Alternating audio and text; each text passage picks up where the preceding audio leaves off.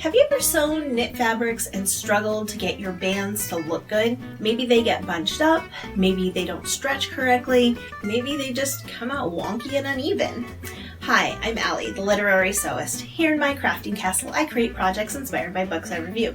But today, I'm going to show you my go-to technique for sewing bands on any article of knit clothing. Stick around and I'm going to show you how it works. Be sure to stick around at the end and I will show you how to draft bands for any project you're working on, whether the pattern includes measurements or not.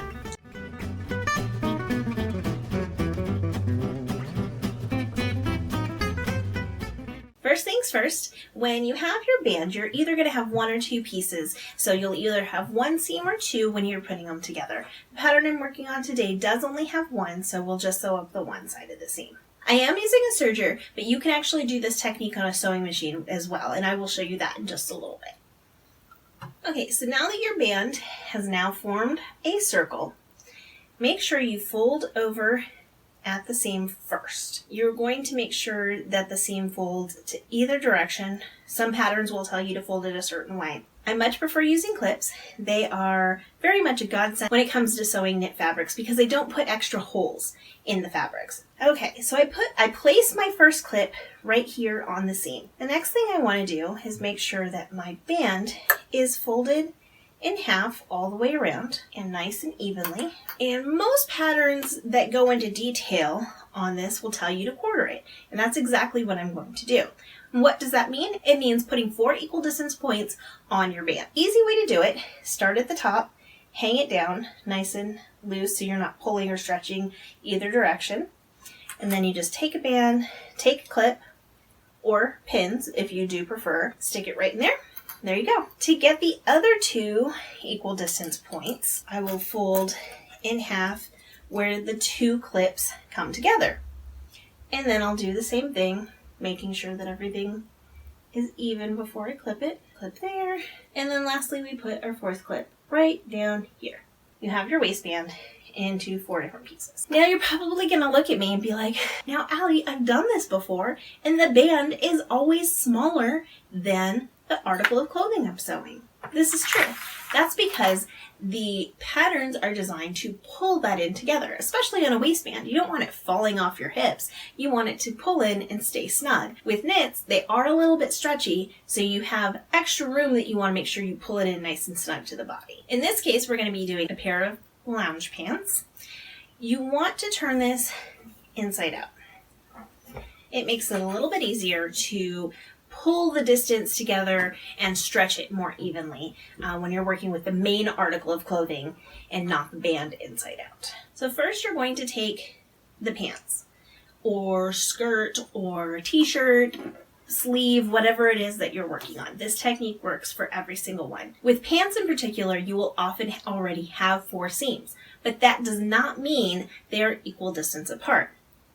You can see here that folded in half with the 2 seams together here, you actually have a little bit of bonus distance here from where the seam is. So you don't want to mark your quarters at the seam, you want to mark them here just outside of the seam. And again, the same on the other side. And because our front and back seam on a pair of pants are the middle and front, we don't need to mark those just yet. So now take your band and you want to find the part that has the seam. If there's only one seam, you can either put this seam on the back or on the side, so it blends in with the rest of your clothing and doesn't stick out anywhere. So I always start with the back and I do the opposites. I'm going up to the front and I'm clipping them to the band. So you have the band and the main article of clothing together.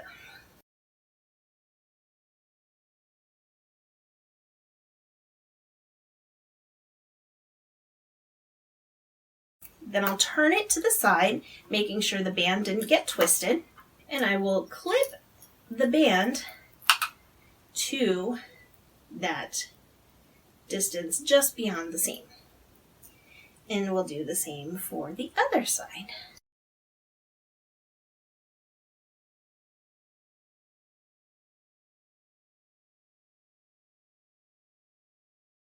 All right, so you can see here, this is where you can tell that the band is a little bit tighter than the main article of clothing. I'm going to add 1 clip in between each one of these pins. You can do 2, you can do 3, whatever you're more comfortable with. In general, I prefer just the 1, no more than 2, but I will show you why in just a minute. You want to stretch the band out to match the main article of clothing and approximately grab somewhere in the middle.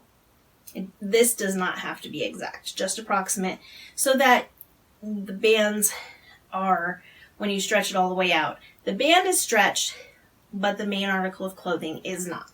So let me show you. We will do this all the way around.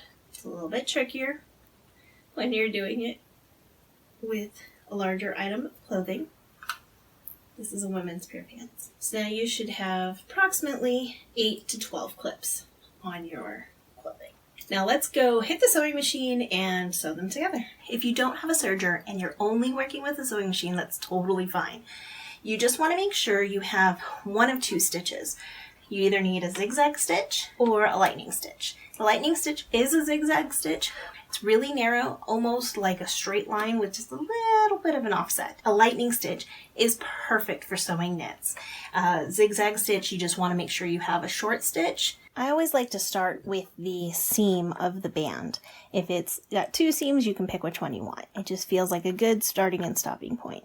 Since you're stretching the band to the main article of clothing, you want to put the band down towards the feed dogs. And you're going to start just a little ahead of the actual seam.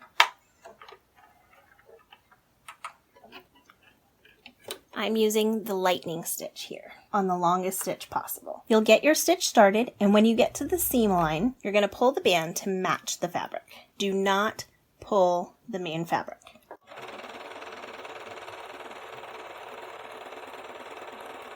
You can stop and adjust as much as you need. I only work between 2 clips because it helps minimize the amount of fabric I have to focus on stretching evenly. And again, do not stretch your main fabric. If you feel like the fabric is being pulled away from you, use your extra hand to kind of guide it in the direction you want. All right, so we made it to our first clip. We take that off and we start the process again. Just so I can show you. Your main fabric does pucker a little bit. That's because the band is smaller. It will pull everything in nice and snug so that it fits you comfortably on your body. This same technique applies for the serger. There's actually no difference between using a regular sewing machine and a serger for how you're going to apply the fabric.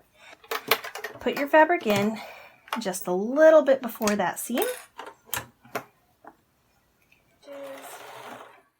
Take a couple stitches till you're at the center seam. We're still going to keep working between the 2 clips. With a serger, make sure you don't get any extra part of your band or your clothing stuck underneath where you're going to be serging.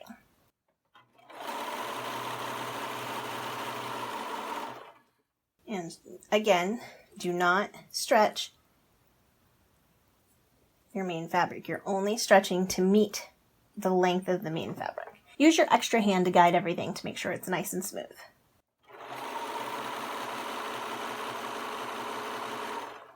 You will keep going all the way around until your waistband is attached.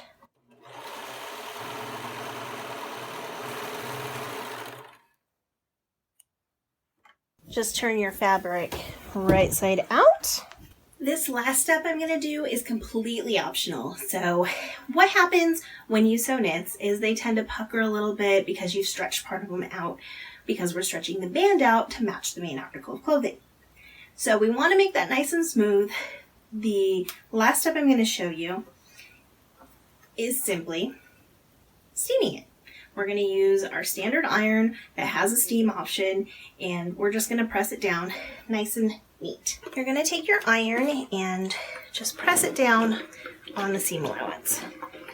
I like to work on the inside in case it's a delicate fabric so that I don't end up burning any of the color. As you can see, it gets a little bit darker on some fabrics. Just keep manipulating your fabric so that it pushes out some of that wrinkle. you might actually want to iron on the outside so that it gives it a more finished look. There's your waistband. If you're doing a shirt neckband, you'll probably also want to top stitch the seam down. That gives it a really clean, professional finish. Waistband on joggers, not really necessary. You want those to be a little more casual and not quite so finished. That's it, you're all done. Just quarter, bisect, sew, only between the clips, so you're only working with a little bit at a time. And it comes out perfect every single time. And I know it's going to work for you as well. Quartering is the standard across the board. If you can get 8 in, it gives you just a little more wiggle room, but don't force it. You want to make sure you can still have room to stretch between each one of the clips. All right, bonus tip time. Pattern designers generally provide you with the measurements or a pattern piece for cutting out the fabric for your band. The band on a neckline generally runs anywhere from 85% or 90% depending on how the pattern is drafted or the intended look by the designer. If you want it a little bit smaller than that, measure the pattern piece, not the actual fabric that you've cut out. It's a really easy calculation. You take the total length of the measurement of the pattern piece, multiply it by the percentage, which is 0.80, 0.85, 0.90, depending on the length that you want to go with, and that's it. Most modern cell phones have a calculator built into them. If for some reason you don't have access to a calculator, what's 85% of 35? 85% of 35 is 29.75. Thank you. If you can't figure out the calculations, let me know. I'll be more than happy to help. Thank you so much for joining me. I hope this has been an incredibly helpful tutorial for you.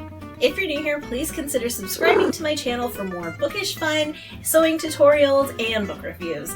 Have a great day. See you next time.